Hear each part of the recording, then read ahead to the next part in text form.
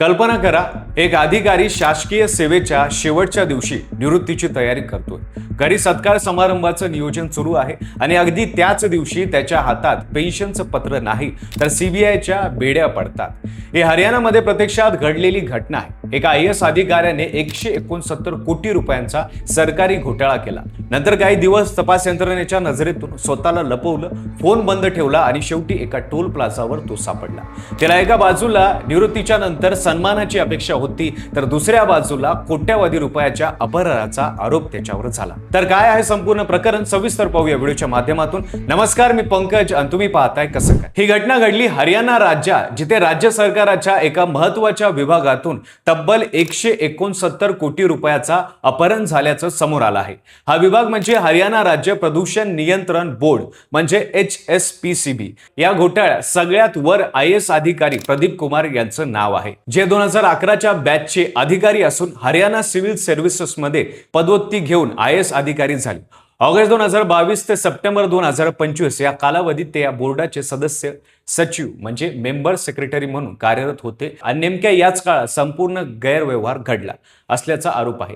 सदस्य सचिव या पदाला शासकीय दृष्ट्या खूप महत्त्व असतं, कारण बोर्डाकडे जमा होणाऱ्या निधीचं व्यवस्थापन, गुंतवणुकीचे निर्णय आणि बँकाशी होणारे सर्व व्यवहार याच पदावर नियंत्रित केले जातात.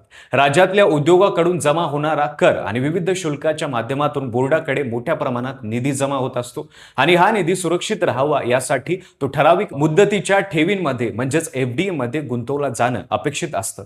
पण नेमक्या याच प्रक्रियेत मोठा घोळ झाल्याचं तपासात समोर आलं आणि यातूनच संपूर्ण प्रकरणाला वाचा फुटला. हरियाणा राज्य प्रदूषण नियंत्रण बोर्ड हा राज्यातला हवा, पाणी आणि जमिनीच्या प्रदूषणावर नियंत्रण ठेवण्यासाठी स्थापन झालेला महत्त्वाचा घटक आहे. उद्योगांना पर्यावरणीय परवानगी देणं, त्यांच्यावर देखरेख ठेवणं आणि नियमांचं उल्लंघन करणाऱ्या उद्योगांवर कारवाई करणं ही या बोर्डाची मुख्य जबाबदारी असते. अशा एका महत्त्वाच्या संस्थेचं जर आर्थिक गैरव्यवहार होत असेल तर त्याचा थेट परिणाम बोर्डाच्या कामकाजावर आणि पर्यावरण रक्षणाच्या मूळ उद्देशावरही होतो, असं पर्यावरण क्षेत्रातील तज्ज्ञांचं मत आहे. कारण जो निधी प्रदूषण नियंत्रणासाठी वापरला जाणं अपेक्षित होतं तोच निधी बेकायदेशीर मार्गाने वळवला गेल्याचा आरोप आहे. यामुळे सर्वसामान्य नागरिकांच्या मनात सरकारी यंत्रणांवरील विश्वासालाही तडा जाण्याची शक्यता निर्माण आहे. प्रकरणाची सुरुवात झाली ती बोर्डाच्या अतिरिक्त निधीच्या गुंतवणुकीतून. सरकारी नियमानुसार अशा निधीची फिक्स डिपॉझिट म्हणजे FD करणं अपेक्षित असतं.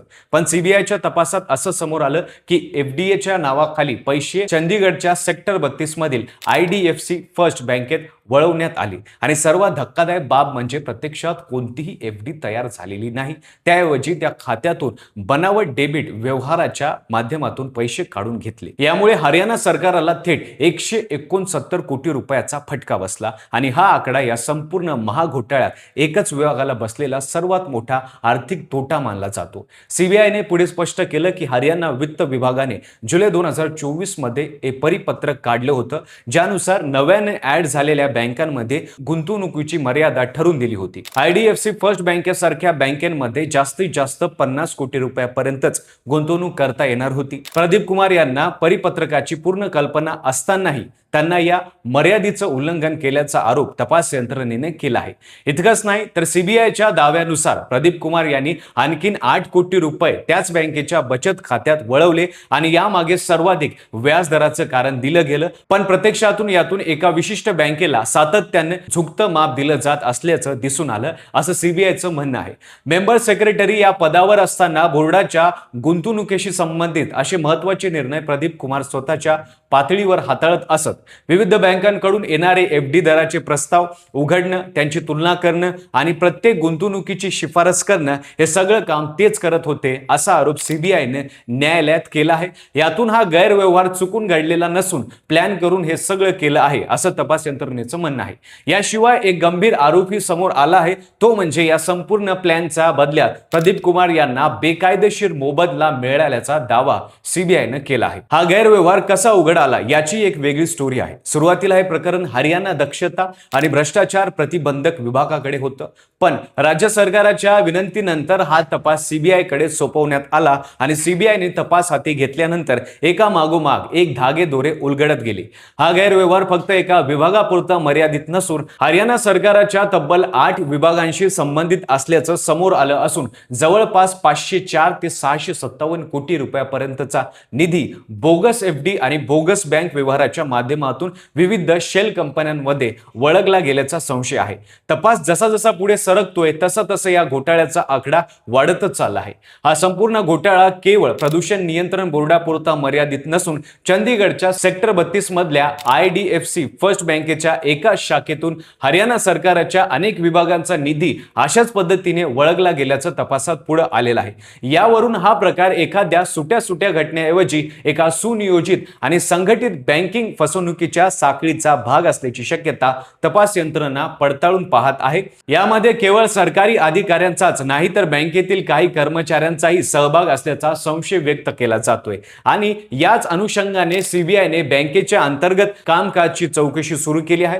30 जून 2026 रोजी प्रदीप कुमार यांचे शासकीय सेवेतील थोडेच दिवस राहिले होते आणि ते काही दिवसांपासून सीबीआयच्या चौकशीला सहकार्य करत नव्हते। सीबीआयच्या माहितीनुसार 24 जून रोजी तपास यंत्रणेच्या कॅम्प कार्यालयात हजर झाले होते, पण त्याच संध्याकाळी तिथून निघून गेले। त्यानंतर त्यांचा मोबाईल फोन बंद झाला आणि ते पुन्हा तपासात सहभागी झाले नाही। अटकेच्या भीतीने त्यांनी पंचकुला न्यायालयात अटकपूर्व जामिनीसाठी अर्जही दाखल केला होता, ज्यावर 2 जुलै रोजी सुनावणी होणार होती, पण सीबीआयने गुप्त चौकशीच्या आधारे त्यांचा शोध घेतला आणि 30 जून रोजी दुपारी 2:50 नरवाना टोल प्लाझावर त्यांना ताब्यात घेतलं। तिथून त्यांना चंदीगडच्या सीबीआय कार्यालयात आणण्यात आलं आणि संध्याकाळी 6:25 त्यांना औपचारिकरित्या अटक करण्यात आली। म्हणजे ज्या दिवशी ते सन्मानाने सेवेनिवृत्त होणार होते त्याच दिवशी संध्याकाळी त्यांच्यावर अटकेची कारवाई झाली। हा योगायोग नसून तपास यंत्रणेच्या सातत्याने सुरू असलेल्या पाठलागाचा परिणाम आहे।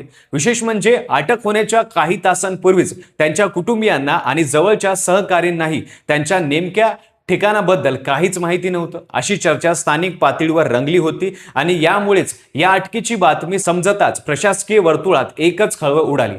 अटकेनंतर पंचकुला न्यायालयाने प्रदीप कुमार यांना 2 दिवसाच्या सीबीआय कोठडीत पाठवलं आहे। तपास यंत्रणेने न्यायालयात युक्तिवाद करताना सांगितलं की त्यांना व्हॉट्सअप चॅट्स आणि इतर पुराव्याच्या आधारे उलट तपासणी करण्याची गरज आहे। हे प्रकरण फक्त प्रदीप कुमार यांच्या पुरतं मर्यादित नाहीये। या घोटाळ्यात अटक झालेले ते तिसरे वरिष्ठ IAS अधिकारी आहेत। यापूर्वी हरियाणाच्या शालेय शिक्षक आणि कृषी विभागाचे माजी प्रधान सचिव पंकज अग्रवाल यांना 60 कोटीहून अधिक रुपयांच्या गैरव्यवहाराच्या आरोपाखाली अटक करण्यात आली होती। तर पंचकुला महानगरपालिकेचे माजी आयुक्त राजकुमार सिंग यांना जवळपास 80 कोटी रुपयाच्या गैरव्यवहार प्रकरणी अटक झाली होती। आतापर्यंत सीबीआयने या संपूर्ण प्रकरणात 17 आरोपींविरुद्ध चार्जशीट दाखल केली असून यात बँक अधिकारी, सरकारी कर्मचारी आणि खासगी कंपन्यांचा समावेश आहे। हरियाणा सरकारने प्रदीप कुमार यांना यापूर्वीच 8 एप्रिल 2026 रोजी निलंबित केलं होतं आणि आता सीबीआयचा तपास सुरू आहे।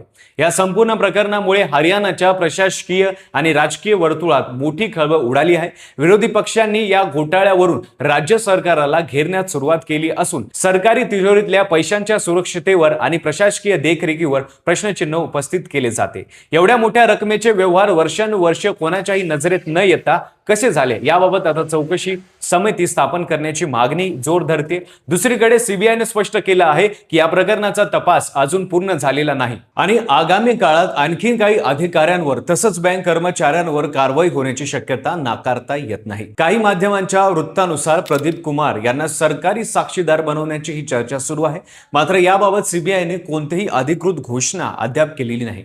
एका सरकारी विभागातून सुरू झालेला हा गैरव्यवहार आज 8 विभाग, शेकडो कोटी रुपये आणि अनेक वरिष्ठ अधिकाऱ्यांपर्यंत जाऊन पोहोचला आहे। निवृत्तीच्या क्षणी वेड्या पडलेला हा अधिकारी केवळ एका मोठ्या साखळीचा एक दुवा आहे का, की या घोटाळ्याच्या मुळाशी आणखीन मोठी नावं दडलेली आहेत? हा प्रश्न आता हरियाणाच्या प्रशासकीय वर्तुळात सर्वांनाच सतावतोय।